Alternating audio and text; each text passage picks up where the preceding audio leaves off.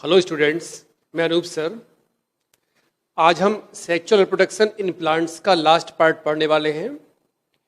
मैंने आपको video number 5 और 6 में जो पढ़ाया था थोड़ा सा समझा देता हूं, क्योंकि उसके बाद ही फिर ये स्टार्ट हो पाएगा। देखिए, मैंने आपको वीडियो नंबर 5 में जो बताया था उससे स्टार्ट करते हैं। हर एक फ्लावर या पुष्प में 2 पार्ट मेन होते हैं। फर्स्ट नंबर होता है पुमंग, इसे आप जानते हैं, इसे बोलते हैं हम लोग एंड्रोसियम। पुमंग के अंदर होते हैं पुंकेसर। पुंकेसर के आपको 2 पार्ट बताए थे, वो हम नहीं डिस्कस करेंगे यहाँ पर। पुंकेसर में जो निर्माण होता है वो होता है लास्ट में परागकण। मैंने आपको बताया था 5th वीडियो में, ये जो है ये होता है आगुणित या हैप्लॉइड, यानी इनमें गुणसूत्रों की संख्या n होती है, आधी होती है। देख लीजिए ध्यान से, एक फ्लावर में मेल रिप्रोडक्टिव ऑर्गन जो होता है वो होता है पुमंग। इसमें बहुत सारे पुंकेसर हो सकते हैं। पुंकेसर में परागकण बनते हैं, ये आगुणित होते हैं या n होते हैं। वीडियो नंबर 6 बताया था मैंने आपको, फीमेल पार्ट जो होता है उसे बोलते हैं हम लोग जायांग, इसे बोलते हैं गाइनोसियम।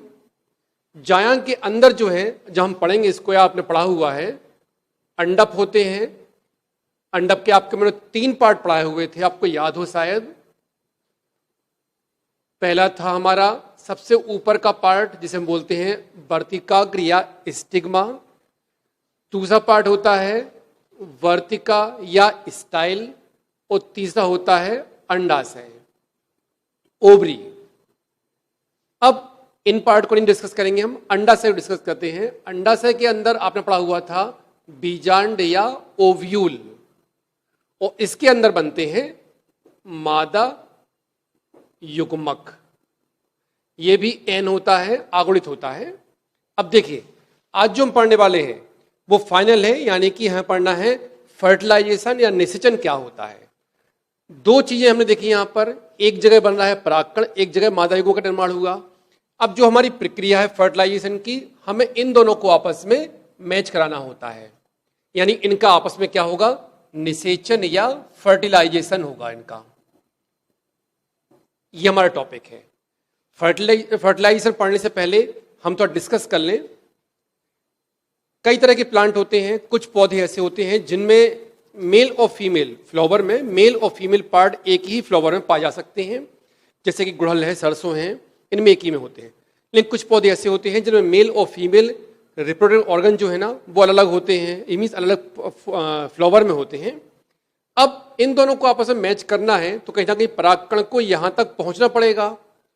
तो इसके लिए एक प्रक्रिया होती पौधों में, नाम होता है इसका परागण। इसे इंग्लिश में बोलते हैं पॉलिनेशन। ध्यान से देखिएगा, एक क्रिया होती है परागण। अब परागण है क्या, सुनिए ध्यान से। एक ही पुष्प के परागकणों का फीमेल यानी कि जायांग के अंडाशय तक पहुंचने की क्रिया, या वर्तिकाग्र या स्टिग्मा तक पहुंचने की क्रिया को हम क्या बोलते हैं, परागण। फिर सुन लीजिए क्या है, एक ही पुष्प के परागकणों का उसी पुष्प के वर्तिकाग्र पर पहुंचने की प्रक्रिया को हम क्या बोलते हैं, परागण। अब ये प्रक्रिया क्यों आवश्यक है, क्योंकि अगर ये यहां नहीं पहुंचेंगे तो इनमें फर्टिलाइजेशन नहीं होगा, तो फिर पूरी की पूरी जो क्रिया है वो तो बेकार हो जाएगी। इसलिए इनका यहां पहुंचना बहुत जरूरी होता है। परागण जो है वो 2 टाइप का होता है। पहला होता है स्वपरागण। स्वपरागण इसे हम बोलते हैं सेल्फ पॉलिनेशन। मींस कोई फ्लावर है, आप देखा होगा, एक फ्लावर हवा में हिल रहा है, उसके परागकण उसमें निकलकर उसी पुष्प पर यानी फ्लावर पर वर्तिकाग्र पर गिर जाएंगे, तो ये सेल्फ पॉलिनेशन हो गया हमारा, अपने आप गिरने की प्रक्रिया है, इसमें कोई किसी का रोल नहीं है। लेकिन दूसरा जो होता है इसे हम बोलते हैं परपरागण। इंग्लिश में बोलते हैं इसको क्रॉस पॉलिनेशन। इसमें क्या होता है, इसमें किसी माध्यम के द्वारा परागण क्रिया होती है। मींस आप ले लीजिए, एक कोई बहुत छोटा कीड़ा है, वो किसी फूल पर बैठा हुआ है, उसका रस चूस रहा है। अब उस कीड़े के बॉडी पर कहीं भी ये परागकण चिपक जाएंगे और जब वही कीड़ा किसी दूसरे पुष्प पर जाएगा या फ्लावर पर जाएगा तो वो परागकण छूटकर उस पुष्प के वर्तिक कागर पर गिर जाएंगे। तो ये क्रिया क्या कहलाएगी हमारी? पर परागण। ध्यान रखिएगा, पर परागण कहलाएगी क्रिया हमारी, क्योंकि ये किसी दूसरे के द्वारा हो रही है। पर परागण क्रिया जो है वो कई प्रकार से हो सकती है। मीन्स वायु द्वारा, जंतु द्वारा, या कृत्रिम रूप से भी लोग करा सकते हैं इसको, और एक और होता है जल द्वारा। अब देखिए, कोई भी फ्लावर है, हवा चलती है तो जाहिर है उस पर क्रिया आसानी से हो सकती है। जंतु मैंने आपको समझा दिया है, कोई भी कीड़ा, कोई भी कुछ किसी फ्लावर पर बैठे दूसरे फ्लावर पर बैठ जाए तो ये क्रिया हमारे जंतुओं द्वारा हो जाएगी। जल, जो पानी में पौधे लगे होते हैं उनके फूल का जो परागकण वो पानी में बह जाएंगे और पानी में बहने के माध्यम से ही आगे वाले फ्लावर पर पहुंच जाएंगे। कृत्रिम, मनुष्य द्वारा, मनुष्य चाहे तो किसी भी परागकण को किसी भी फ्लावर डाल सकता है, तो एक कृत्रिम। ध्यान रखिएगा, परागण क्रिया क्या होती है? परागकणों का पुष्प के वर्तिकाग्र पर पहुंचने की क्रिया परागण या पॉलिनेशन कहलाती है। चलिए अब हम शुरू करते हैं फर्टिलाइजेशन। फिर से देख लीजिए ध्यान से, फर्टिलाइजेशन मीन्स निषेचन है क्या? परागकणों को कहीं ना कहीं मादा युग्मक से, यानी कि नर युग्मक को मादा युग्मक से मिलाना है, ये क्या कहलाएगी हमारी? फर्टिलाइजेशन। अब स्टार्ट करते हैं हम इसको। ध्यान से, मैंने आपको जो टॉपिक पहले पढ़ाए हुए थे सारे वही हैं। आप अपने पुराने वीडियो देखिए और उनको समझने की कोशिश कीजिए। डायग्राम और जो भी मैंने पढ़ाया है उनको कॉपी पर नोट कीजिए, ऐसे नहीं आएगा आपको। देखिए, क्रिया है हमारी निषेचन या फर्टिलाइजेशन। ये हमारी जो क्रिया है पौधों में, ये स्टार्ट कहां से होगी? सबसे पहले परागकण से स्टार्ट करेंगे। इसे हम बोलते हैं पॉलिन ग्रेन्स। अब देखिए, परागकण मीन्स किसी भी पौधे के यानी फ्लावर के परागकण सबसे पहले कहां पहुंचेंगे? तो जाहिर है ये पहुंचेंगे वर्तिकाग्र पर, यानी कि स्टिग्मा पर। अब स्टिग्मा पर पहुंचने के बाद ध्यान रखिएगा, स्टिग्मा पर एक लिक्विड होता है, मीन्स श्लेष्म होता है, लसलसा सा पदार्थ होता है, चिपचिपा सा। अब ये परागकण क्या करेंगे? ये परागकण जो लसलसा पदार्थ होगा उसको अवशोषित करेंगे, मीन्स एब्जॉर्ब कर लेंगे। अब देखिए, परागकण कहां पर गिरे? स्टिग्मा पर। स्टिग्मा पर एक पदार्थ है, एक लिक्विड है। ये जो परागकण है इस वाले जो पदार्थ है उसको एब्जॉर्ब कर लेंगे। जब एब्जॉर्ब करेंगे तो जाहिर है ये परागकण फूल जाएगा। जब ये परागकण फूल जाएगा तो ये अपने आप को कहीं ना कहीं से फाड़ देगा या फट जाएगा। जब ये फटेगा तो इसमें से निकलेगी एक पराग नलिका। पराग नलिका, इसे हम बोलते हैं पॉलिन ट्यूब। देखिए ध्यान से, परागनलिका निकलेगी इसमें से एक। अब ये परागनलिका जो है इसको कहां जाना है? तो ये जाएगी बीजांड में। लेकिन किसके द्वारा जाएगी? आपको पता होना चाहिए कि इसके बाद जो एक पार्ट आता है वो वर्तिका या स्टाइल से होती हुई। ध्यान रखिएगा, आपने देखा हुआ डायग्राम इसका। एक हमने आपको बताया था अभी आपको कि एक जो मादा जननांग होता है उसके 3 पार्ट थे अंडक के। सबसे पहला वर्तिकाग्र, दूसरा वर्तिका और तीसरा अंडाशय। तो ये जो है परागनलिका ये अंडाशय वाले हिस्से में यानी बीजांड में प्रवेश करेगी। जब बीजांड में पहुंचेगी तो यहीं पर बीजांड से पहले ही जो परागनलिका है इसमें होता है एक जनन केंद्रक। ध्यान रखिएगा, जनन केंद्रक होता है। ये इसके पहले 2 नर युग्मक में बढ़ जाएगा।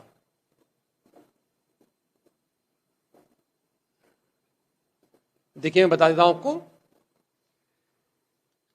एक परागकण है, जब ये फूलेगा तो ये फट जाएगा। फटने के बाद इसमें से निकलेगी परागनलिका यानी पॉलिन ट्यूब निकलेगी। ये पॉलिन ट्यूब जो है ये प्रवेश करेगी बीजांड में या ओव्यूल में।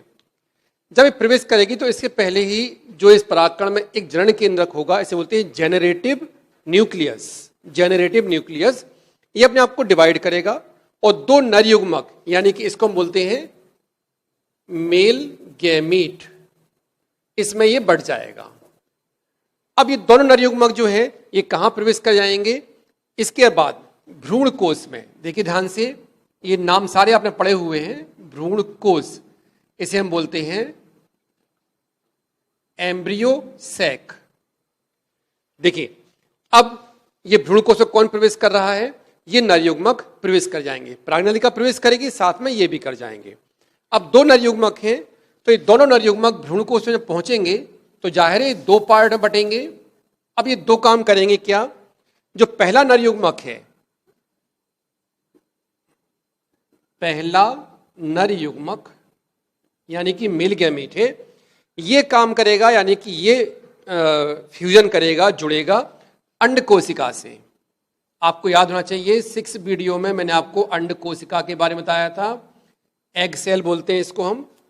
और जब ये दोनों मिल जाएंगे तो यहां बनेगा एक युग्मनज या जाइगोट। ये होता है 2n। देखिए मैं समझा देता हूं आपको। भ्रूण कोश में दो नर युग्मक प्रवेश करेंगे। पहला नर युग्मक जो है वो मैच करेगा अंड कोशिका से। अंड कोशिका से जब ये मैच करेगा तो बन जाएगा जाइगोट या युग्मनज, ये 2n होगा। दूसरा नर युग्मक जो है वो मैच करेगा,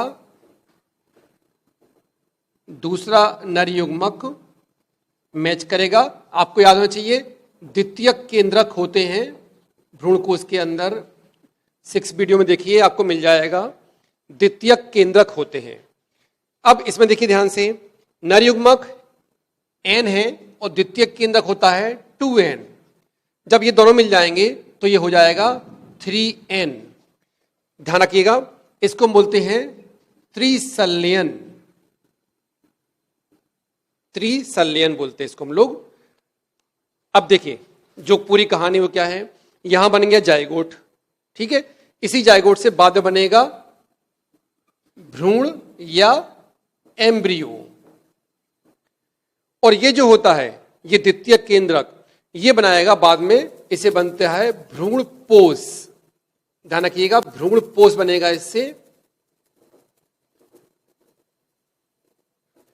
एंडोस्पर्म बोलते हैं इसको, एंडोस्पर्म।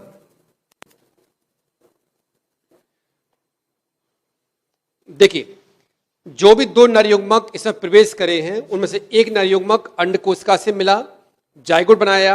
यही जाइगोट बाद में बन जाएगा एम्ब्रियो या भ्रूण।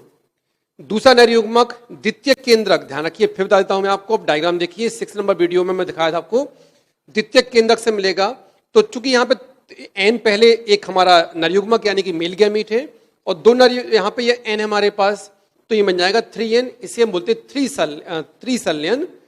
और ध्यान रखिएगा इसको ट्रिपल बोलते हैं, ट्रिपल फ्यूजन। एग्जाम में जब क्वेश्चन आता है तो इसके 3 क्वेश्चन बनते हैं इस वाले टॉपिक के। पहला कि पौधों में होने वाले फर्टिलाइजेशन समझाइए। दूसरा, जब ये 2 बार यहां पे देखिए, यहां भी फर्टिलाइजेशन हो रहा है और यहां भी हो रहा है, तो इसे हम एक नाम देते हैं यहां पर। इसे नाम होता है दोहरा निषेचन। इसे इंग्लिश में बोलते हैं डबल फर्टिलाइजेशन। एग्जाम में इस नाम से भी एक क्वेश्चन बनता है कि डबल फर्टिलाइजेशन क्या है। तीसरा क्वेश्चन बनता है यहां पर ट्रिपल फ्यूजन। ध्यान रखिए यहां त्रिसल्यन हो रहा, इसलिए नाम आता है यहां पर ट्रिपल फ्यूजन। तो ये 3 नामों से हमारे एग्जाम में क्वेश्चन आते हैं। ध्यान से पढ़ लीजिए इसको, बहुत इंपॉर्टेंट है। तो जो हमें पढ़ रहे हैं सारा का सारा, वो किस में हुआ? भ्रूण कोश में। भ्रूण कोश में ऑलरेडी आपको पता होना चाहिए, भ्रूण कोश में कुल मिला के 8 कोशिकाएं होती हैं। हम लोगों ने यहां पे कितनी यूज की? एक अंड कोशिका और 2 यहां पर द्वितीय केंद्रक, तो 3 ही हुए। बाकी 5 जो बचती हैं वो नष्ट हो जाती हैं। सहायक कोशिकाएं और प्रतिमुख कोशिकाएं आपको पता होना चाहिए। वहां पर मैंने बताया था आपको एंटीपोडल सेल्स होती हैं, तो वो सब नष्ट हो जाती है बाद में। वो सब इन्हीं के काम आती है, भ्रूण पोष के या भ्रूण के काम आती है। तो ये पूरा टॉपिक ध्यान से देख लीजिए। फिर कोई अगर प्रॉब्लम आती है तो आप मुझे कमेंट कीजिए, बता दूंगा आपको। फर्टिलाइजेशन में सबसे पहले परागकण, परागकण गिरेंगे वर्तिकाग्र पर, वर्तिकाग्र पर एक पदार्थ होगा जिसे वो अवशोषित करेंगे और उससे निकलेगी फिर परागनलिका। किससे? परागकण से।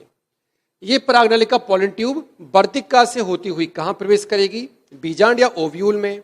ओव्यूल के अंदर होता है भ्रूणकोश, एम्ब्रियो सैक बोलते हैं इसको हम लोग। लेकिन जब यहां प्रवेश करेगी उससे पहले जो परागकण है इसका जनन केंद्रक यानी जेनरेटिव न्यूक्लियस 2 मेल गैमीट में बढ़ जाएगा, नरयुग्मक में बढ़ जाएगा। अब 2 नरयुग्मक कहां पहुंच गए? भ्रूणकोश में। अब यहां पर एक नरयुग्मक जो है वो करेगा एग सेल्स या अंडकोश का संयोजन, बना लेगा जाइगोट या युग्नज, 2n होता है। ये बाद में डेवलप होकर बन जाएगा भ्रूण या एम्ब्रियो। लेकिन दूसरा पार्ट देखिए, यहां पर दूसरा नरयुग्मक जो है वो मैच करेगा द्वितीय केंद्रक से। नरयुग्मक 1n है यानी कि आगुणित है और द्वितीय केंद्रक में 2n होते हैं। जब ये मिल जाएगा तो 3n बन जाएगा, इसे बोलते हैं त्रिसल्यन। तो इस तरह से ये पूरी पूरी फर्टिलाइजेशन की प्रक्रिया पूरी हो जाती है। चलिए अब मैं आपको इसके डायग्राम दिखाता हूं।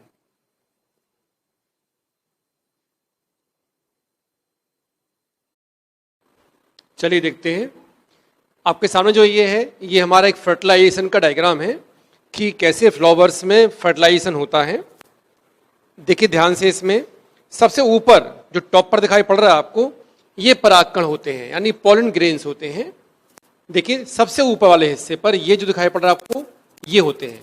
तो देखिए जो मैंने आपको पढ़ाया था अभी इसके पहले, ध्यान से देखिए उसको। सबसे पहले परागकण कहाँ पहुंचेंगे? एक बीजांड के ऊपर यानी कि वर्तिकाग्र पर, स्टिग्मा पर पहुंचेंगे। अब देखिए जो मैं आपको पढ़ाया था, ध्यान से देखते हैं, ये पहले वाले भी वीडियो में मैं आपको समझा दिया था। अब ये परागकण जो है इन पर एक लसलसा पदार्थ लग जाएगा जो स्टिग्मा पर होता है पहले से ही। उससे क्या होगा? ये परागकण फट जाएंगे और इनसे निकलेगी एक परागनलिका या पॉलन ट्यूब। देखिए यहाँ से ये पॉलन ट्यूब निकलना स्टार्ट हुई है, कई निकलेंगे लेकिन एक ही पॉलन ट्यूब आगे बढ़ेगी। ये कहाँ से आएगी? ये स्टाइल या वर्तिका से होती हुई कहाँ प्रवेश करना है इसको? तो इसे बीजांड में प्रवेश करना है। देखिए यहाँ से एक पॉलन ट्यूब सीधी चली आ रही है और ये नीचे जाकर यहाँ तक आ गई है। ये बीजांड में प्रवेश करेगी। इससे पहले जो पॉलन ट्यूब में एक जनन केंद्रक होगा वो 2 भागों में बढ़ जाएगा और 2 भाग देखिए आपको यहां लिखे हुए हैं, 2 नर युग्मक। देखिए ध्यान से, मैं थोड़ा आपको और जूम करके दिखा देता हूं। अब देखिए 2 नर युग्मक यहां पर ये बन जाएंगे। अब ये दोनों नर युग्मक जो हैं ये पहुंचेंगे इस भ्रूणकोश के अंदर। जो भ्रूणकोश दिखाई पड़ रहा है इसके अंदर पहुंचेंगे। ये भ्रूणकोश आप पहले देख चुके हैं डायग्राम में। देखिए मैं आपको दिखा देता हूं भ्रूणकोश का डायग्राम, आपने पहले पढ़ा हुआ है। देखिए ये होता है भ्रूणकोश। ये जो हिस्सा दिखाई पड़ रहा है आपको, यही हिस्सा है जो कि आपको फर्टिलाइजेशन वाले वीडियो डायग्राम में दिखाई पड़ रहा। ये देखिए अब ये दोनों नरयुग्मक जो हैं मेल गैमीट हैं वो जाएंगे इसके अंदर। इसके अंदर क्या क्या है? देखिए यहाँ पर प्रतिमुख कोशिकाएं होती हैं, आप जानते हैं। बीच में 2 ध्रुवीय केंद्रक होते हैं, n होता है यानी 2n होते हैं। नीचे 3 कोशिकाएं होती हैं जिसमें 2 सहायक कोशिका होती है और एक होती है एग सेल। देखिए अपना नाम दिखाई पड़ रहा है, यहाँ सारे नाम लिखे हुए हैं। अब ये दोनों नरयुग्मक जो हैं ये प्रवेश करेंगे इस भ्रूणकोश के अंदर। अब ये देखिए भ्रूणकोश के अंदर जाएंगे तो क्या होगा?